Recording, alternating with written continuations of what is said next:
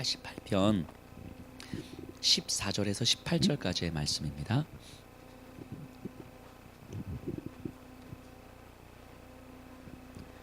88편 14절에서 18절 우리 한 목소리로 함께 읽겠습니다. 여호와여 어찌하여 나의 영혼을 버리시며 어찌하여 주의 얼굴을 내게서 숨기시나이까. 내가 어릴 적부터 고난을 당하여 죽게 되었사오며 주께서 두렵게 하실 때에 당황하였나이다. 주의 진노가 내게 넘치고 주의 두려움이 나를 끊었나이다. 이런 일이 물같이 종일 나를 내우며 함께 나를 둘러쌌나이다. 주는 내게서 사랑하는 자와 친구를 멀리 떠나게 하시며 내가 아는 자를 흑암에 두셨나이다. 아멘. 시편 89편은 조금 특이한 시편이에요. 보통 힘겨움 가운데 여호와 하나님이여 나를 어찌하여 버리셨나이까 이런 고백이 시편에서 많이 나오잖아요.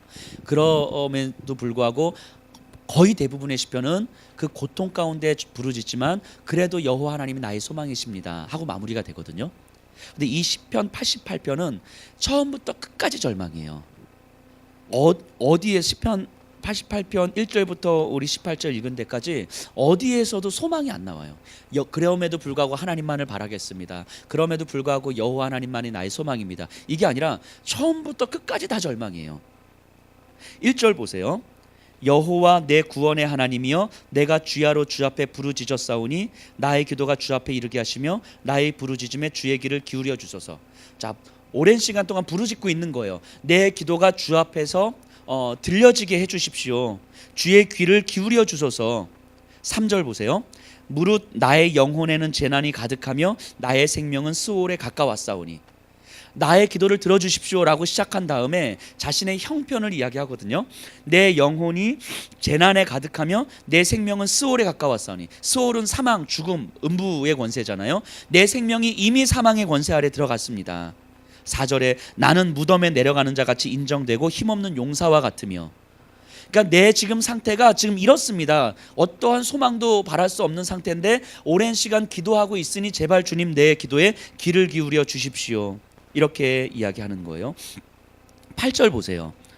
주께서 내가 아는 자를 내게서 멀리 떠나게 하시고 나를 그들에게 가증한 것이 되게 하셨사오니 나는 갇혀서 나갈 수 없게 되었나이다. 심지어는 내가 아는 자들을 내게서 멀리 떠나게 하시고 나를 그들 가운데서 가증한 것이 되게 하셨사오니, 즉 내 편, 내 주변에 있던 사람들에게도 심지어 손가락질 받는 사람 미 돼버렸던 거예요. 내 상황도 지금 생명이 위협이 있고 영혼이 저 밑은 음부에까지 떨어질 만큼 되었는데 내 주변에 있던 사람들도 이제 다 떠난 거예요. 심지어 사람들이 나를 가증한 것처럼 여기고 있다는 거죠. 철저한 고독과 외로움 가운데 있는 거죠. 9절 보세요. 곤란으로 말미암아 내 눈이 쇠하였나이다. 여호와여 내가 매일 주를 부르며 주를 향하여 나의 두 손을 들었나이다. 곤란으로 말미암아 내 눈이 쇠하였나이다. 이 눈이 쇠하였다는 얘기는 더 이상 하나님이 보이지 않는 상태까지 이르는 거예요. 기도하다 부르짖다 더 이상 하나님도 보이지 않는 그런 상태까지 간 거죠. 내가 매일 주께 부르짖고 매일 두 손을 들었나이다. 그런데 하나님은 여전히 침묵하고 계시고 여전히 어떤 것도 말씀 안 하시는 거예요. 13절 보세요. 여호와여 오직 내가 주께 부르짖었사오니 아침에 나의 기도가 주의 앞에 이르리이다. 이게 무슨 고백입니까? 내가 주께 부르짖었는데 아침에 내 기도가 주의 앞에 이르리이다. 이건 무슨 얘기입니까? 원망의 이야기죠. 마치 이런 거 아니겠어요?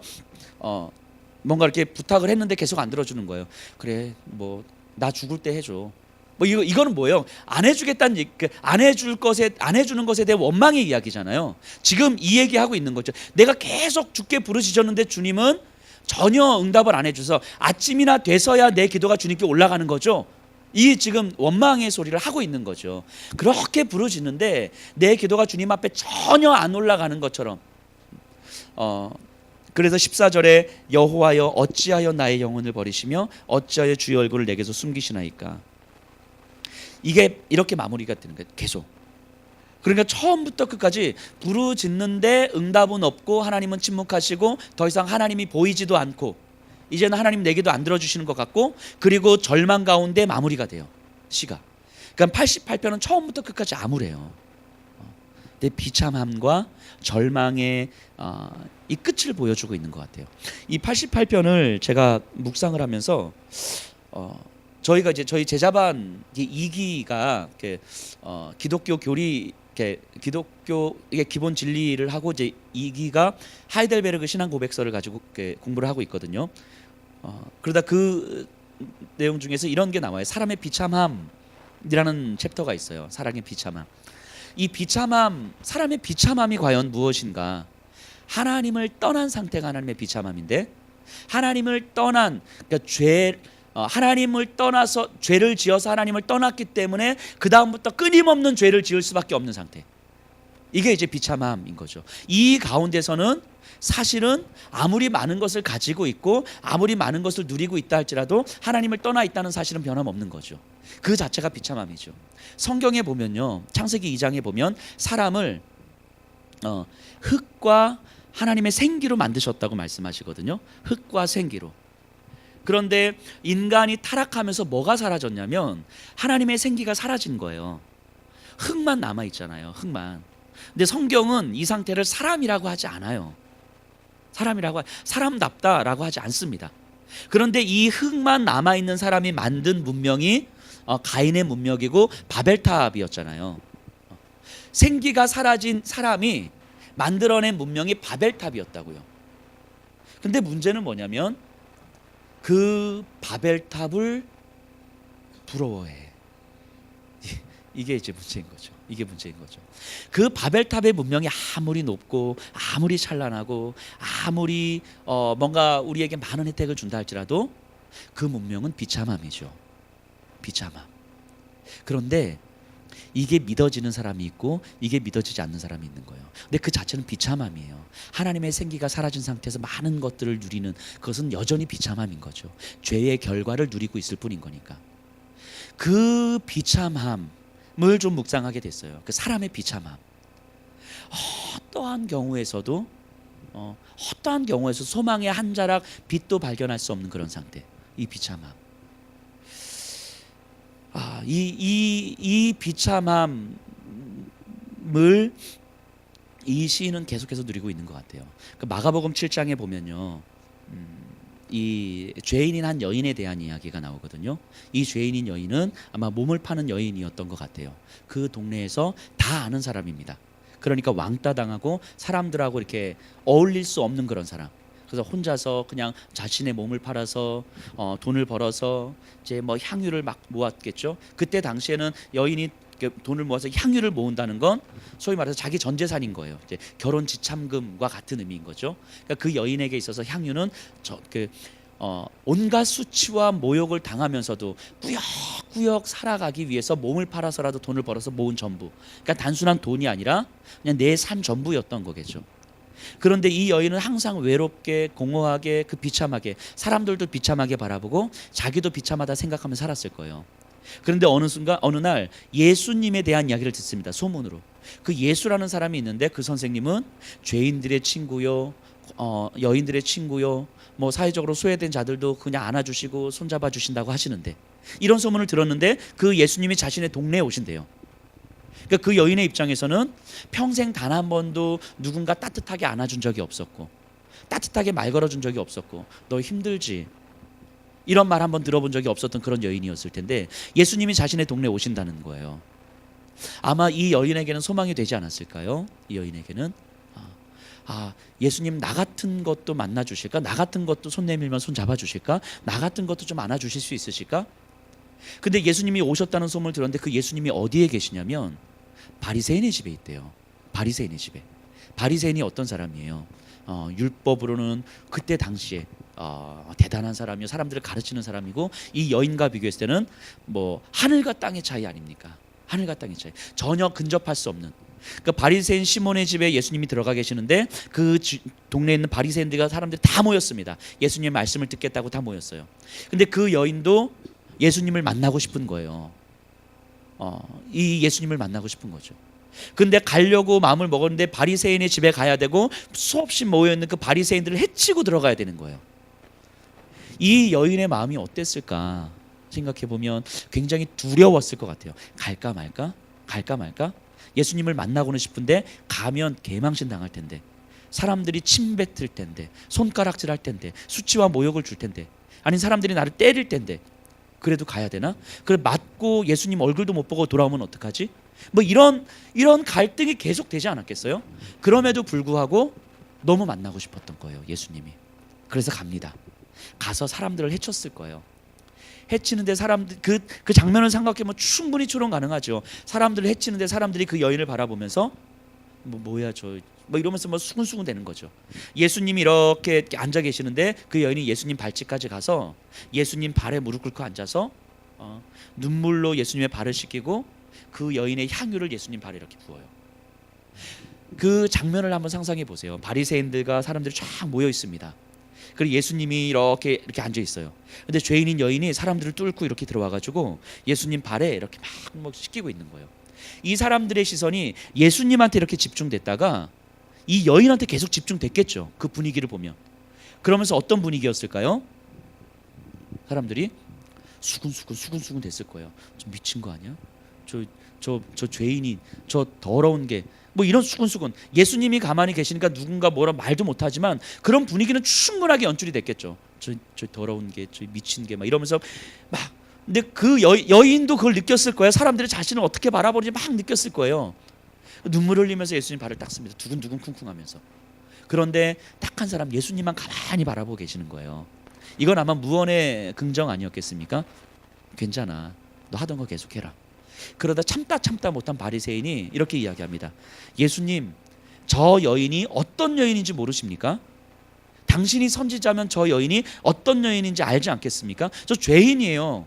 사람들하고 우리 이렇게 올 수 있는 사람이 아니에요. 당신 저 죄인인 여인하고 이렇게 접촉해서 저 여인이 당신의 발에, 당신 지금 부정해지는 거예요. 당신 선지자라면서 그것도 몰라요? 빨리 내치든가 하세요. 이렇게 얘기를 하는 거예요, 예수님이. 그러자 예수님이 뭐라고 대답하셨는지 아세요? 그 시몬에게, 시몬아, 너는 내가 들어올 때에 발 씻을 물도 안 주고 내 볼에 입도 안 맞추고 내 머리에 기름도 붓지 않았거늘 이 여인은 내 발을 자신의 눈물로 씻고 내 발에 입 맞추고 자신의 향유를 부은 거예요. 너보다 이 여인이 훨씬 낫다. 이 얘기를 이렇게 얘기를 하셨어요. 그 여인의 입장에서 한번 생각해 보면 이제까지 자신 스스로도 비참하다 여기면서 살았어요. 자기 스스로도 누군가하고 충분하게 대화를 나눌 수 있을 거라고 생각도 못 해본 거예요. 그래서 사람들도 그렇게 봤어요. 이제까지 단 한 번도 누군가가 따뜻하게 안아준다거나 따뜻하게 손 내밀어 준다거나 따뜻하게 대화를 나눠준다거나 이런 경험도 없었을 거예요. 그런데 이 예수님이 이 바리새인들이 모여있는 이 상황 속에서 나를 긍정해 주신 거예요. 괜찮다고, 너 잘하고 있다고. 심지어는 바리새인과 비교하면서 바리새인보다 네가 훨씬 나아. 이 여인은 난생 처음 경험해보는 위로요, 자기 편의 칭찬이요, 따뜻함 아니었겠습니까? 이 여인 난생 처음 경험해보는 이 따뜻함인 거죠. 따뜻함. 이 비참한 상태에 있다가 예수님의 그 안아주심과 심지어 바리새인보다도 낫다고 말씀해 주신 이 따뜻함을 경험하는 거죠. 바꿔 말하면 예수님 입장에서 보면 이 바리새인들이 훨씬 더 비참하다고 여겨지는 거죠. 예수님 보실 때는 바리새인들이 훨씬 더 비참하다고 여겨지는 거죠. 이 마가복음 7장 이 죄인인 여인을 묵상하면서 이 시편 88편 내에 묵상하면서 그 여인을 좀 생각해 봤습니다. 이 처음부터 끝까지 비참하고 어떠한 소망도 없고 그래서 내 안에서 정말 살아날 힘도 없고 아무도 없는 거예요. 아무도. 깊은 어둠 가운데 계속 가는 거죠. 그러니까 더더욱 누군가 나를 안아줬으면, 누군가 나를 인정해 줬으면, 누군가 나에게 손 내밀어 줬으면. 근데 그 누군가가 하나님밖에 없는데 하나님도 침묵하고 계시는 그 상황 가운데 있는 거잖아요. 근데 이 상황 가운데 놓여지셨던 분이 바로 예수님이시잖아요. 예수님, 철저한 어둠과 철저한 절망 속에서 그래서 자신의 모든 사람들을 다 떠나고 철저히 고독과 외로움 가운데서 깊은 어둠을 홀로 경험하셨어야만 예수님. 그래서 어찌하여 나의 하나님 어찌하여 나를 버리셨나이까 처절하게 절규할 수밖에 없었던 그 예수님의 모습이셨잖아요. 하나님도 완전히 외면하셔서 깊은 어둠 가운데 빠졌던 예수님이시잖아요. 그래서 하나님께서, 아버지 되신 하나님께서 나를 안아주셔야 되는데, 나를 안아주시면 좋겠는데, 나에게 손 내밀어 주시면 좋겠는데, 나에게 한마디만 해주시면 좋겠는데, 하나님은 끝까지 침묵하셨고 끝까지 안 안아주셨고 끝까지 손을 내밀지 않으셨단 말이죠. 그렇게 어둠 가운데 죽어가시는 거예요, 예수님은. 그런데 하나님은 급기야는 예수님을 살려주셨잖아요. 그렇죠? 3일 만에 부활시켜 주셨잖아요.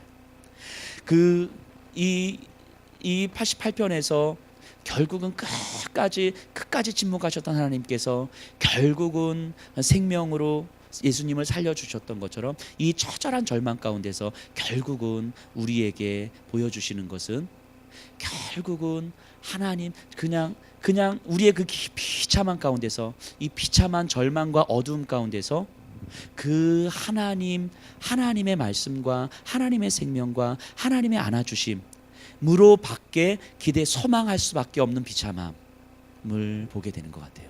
그러니까 이 비참함이 계속되면 될수록 결국 거기밖에 없는데. 근데 이 마가복음 7장의 그 여인은 그 비참함 가운데서 결국 그 예수님을 만나게 됐을 것이고요.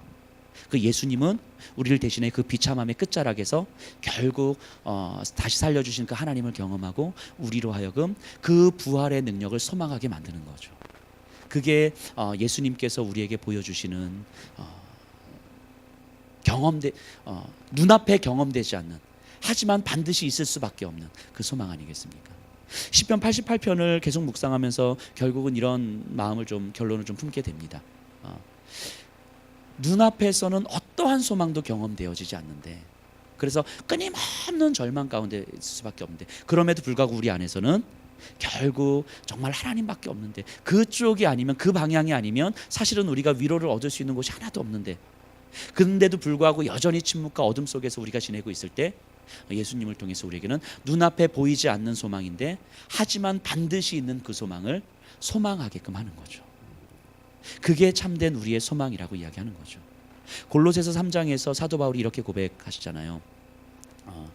내 생명은 그리스도와 함께 하나님 안에 감추어져 있는, 이렇게 고백하거든요. 내 생명은 그리스도와 함께 하나님 안에 감추어져 있느니라. 지금 눈앞에서 이 땅에서는 소망이 안 보이는 절망의 끝자락이잖아요. 사도 바울이 로마의 감옥에서, 또 골로새 교인들도 마찬가지고. 하지만 눈에 보이진 않지만 예수님께서 다시 오실 때에 선명하게 드러날 내 생명이 저 안에 감추어져 있다고 고백하고 있는 거죠. 지금 내 눈앞에서는 절망이고 소망이 있을 수 없을 것 같은데, 보이지 않는 저쪽에 소망이 있다고 지금 믿고 있는 거예요. 이게 소망이라고 이야기하는 거죠. 이게 눈앞에 펼쳐진 상황이 해결될 것이 소망, 해결될 줄로 믿습니다. 이것이 소망이 아니라 해결되지 않는다 할지라도 보이지 않는 저쪽에 내 생명이 있다는 것을 지금 이 자리에서 믿을 수 있는 그 믿음, 이것이 소망이라고 이야기하는 거죠. 소망. 그래서 내 생명이 하나님 안에 그리스도와 함께 감추어져 있다고 이야기하고 있는 거죠. 근데 이게 믿음의 힘이죠. 믿음의 힘. 제가 이번 주간에 기도하면서 이런 마음을 좀 많이 품게 됐습니다. 기도를 새벽에 기도하고 하나님 앞에 기도하는데 제 안에서 이런 마음이 확 들어오는 거예요. 깊은 어둠 속에, 제가 이렇게 막 깊은 어둠 속에 있는데 나도 모르게 내 안에서 내 안에 들어와 있는 말씀이 이 안에서 찬란한 빛을 이렇게 발하는 거예요. 찬란한. 나는 정말 아무런 힘이 없는 상태에서 주저앉아 있는데 나도 모르게 내 안에서 찬란한 빛이 이렇게, 말씀이 계속 이제 빛이 이렇게 발해지는 거죠. 빛이 막 드러나는 거예요. 그러면서 제가 이런 기도를 하게 됐어요. 저도 모르게 새벽에 기도하는데 이런 기도를 하게 됐어요. 하나님, 내 안에서 이 찬란하게 비추어지는 이 빛이 내 남은 평생 꺼지지 않게 해주세요. 내 남은 평생 꺼지지 않게 해주세요. 내 삶은 여전히 어둠인데 나도 모르게 내 안에서 말씀이 빛을 발하고 있는 모습들이 막 느껴지는 거예요. 하나님, 이 말씀의 빛이 내 평생에 꺼지지 않게 해주세요. 여전히 내 삶이 어둠이고 내 삶이 절망이고 내가 힘겹다 할지라도 내 안에서 꺼지지 않는 이 말씀의 빛이 나를 능히 살게 하실 거라는 것을 이게 경험이 되는 거예요. 근데 이 말씀의 빛이 내 안에서 꺼질까 봐 두려운 거죠. 하나님, 이 말씀의 빛이 내 평생 꺼지지 않게 해주십시오. 그러면서 하나님, 우리 성도님들이 하나님 이 땅에서 잘 살았으면 좋겠어요. 하지만 때로는 그것이 내 마음처럼 안 된다 할지라도, 내가 원하는 방식으로 내가 잘 살지 못한다 할지라도, 내가 원하지 않았음에도 불구하고 내가 좌절과 절망과 어둠의 시간이 있다 할지라도, 하나님 그 안에서 말씀이 바라는 그 찬란한 빛이 우리 성도님들의 삶 속에서 비춰지게 해주십시오. 나는 여전히 어둠인데 내 안에서 바라는 그 말씀의 찬란한 빛이 내 안에서 꺼지지 않을 때에 어둠 가운데서도 이 땅에서 바랄 수 없는 그 소망을 바라는 믿음을 갖게 되는 거 아니겠습니까? 근데 이 믿음이 진짜 우리에게 믿음의 삶을 살게 하는 힘이잖아요. 그 환경과 상황 속에서 왔다 갔다 하는 것이 아니라 환경을 넘어서 보이지 않는 그것을 소망할 수 있는 그 힘, 이게 믿음 아니겠습니까? 시편 88편이 우리에게 그 말씀을 주시는 것 같아요. 처음부터 끝까지 절망인데 이 절망이 아닐 수 있는 이유는, 절망으로 우리의 삶은 끝이 날 수 있지만 우리의 삶 끝 이후에 있는 소망을 지금 절망 가운데 믿을 수 있는 힘이 우리에게 있기 때문인 거죠. 그래서 우리는 소망이 있는 거 아니겠습니까? 우리 성도님들이 그 믿음을 간절히 바랬으면 좋겠습니다. 간절히. 그 믿음을 간절히 바라기 때문에, 그 간절함 때문에 하나님 앞에 무릎 꿇을 수 있고, 하나님 앞에 기도할 수 있고, 하나님 앞에 이 땅을 인내할 수 있다고 고백하게 되는 거 아니겠습니까? 우리 좀 그렇게 살았으면 좋겠습니다. 그 믿음 가지고 살았으면 좋겠어요.